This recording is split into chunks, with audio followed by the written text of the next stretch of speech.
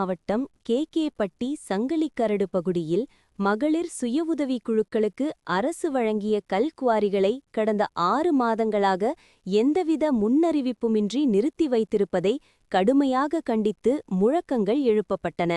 மேலும் உடனடியாக அந்த கல்குவாரிகளை மீண்டும் செயல்பாட்டுக்கு கொண்டுவர அரசு உரிய நடவடிக்கை எடுக்க வேண்டும் என்றும் வலியுறுத்தப்பட்டது.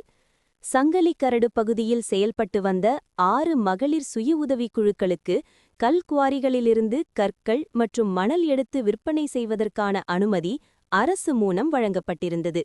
இந்த அனுமதி வழங்கப்பட்டு 6 மாதங்கள் கடந்த நிலையில் எந்தவித எழுத்துப்பூர்வ அறிவிப்புமின்றி மகளிர் சுய உதவிக் குழுக்கள் கல் எடுப்பதற்கு தடை விதித்து கல்குவாரிகள் மூடப்பட்டதாக போராட்டத்தில் ஈடுபட்டவர்கள் தெரிவித்தனர். இதன் காரணமாக அந்த கல்குவாரிகளை முழுமையாக நம்பி வாழ்ந்து வந்த சுமார் 500க்கும் மேற்பட்ட குடும்பங்களின் வாழ்வாதாரம் கடுமையாக பாதிக்கப்பட்டுள்ளதாக கூறப்பட்டது. குறிப்பாக பெண்கள் தலைமையில் இயங்கி வந்த மகளிர் சுய உதவிக் குழுக்களின் வருமானம் முற்றிலும் தடைப்பட்டதால் அவர்களின் குடும்ப வாழ்க்கை பெரும் நெருக்கடிக்கு உள்ளாகியுள்ளதாகவும் வேதனை தெரிவிக்கப்பட்டது.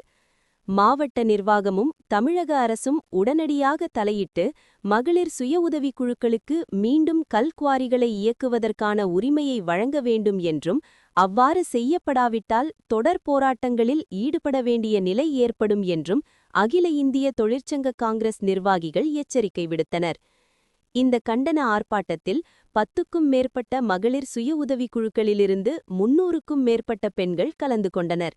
அவர்களுடன் தொழிற்சங்க நிர்வாகிகள் மற்றும் சமூக ஆர்வலர்களும் கலந்து கொண்டு அரசின் கவனத்தை ஈர்க்கும் வகையில் கோஷங்களை எழுப்பினர்.